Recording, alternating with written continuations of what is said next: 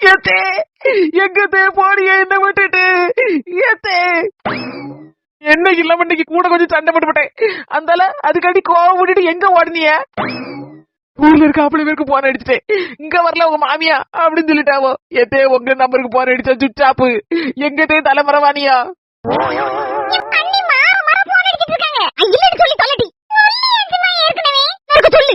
அது இது 11வது தடவை உனக்கு போன் அடிக்க.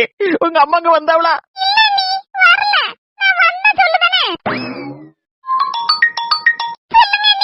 அது உங்க அம்மா இல்லாம நான் அப்படி அழுக்கழிஞ்சுவே கிடக்கு.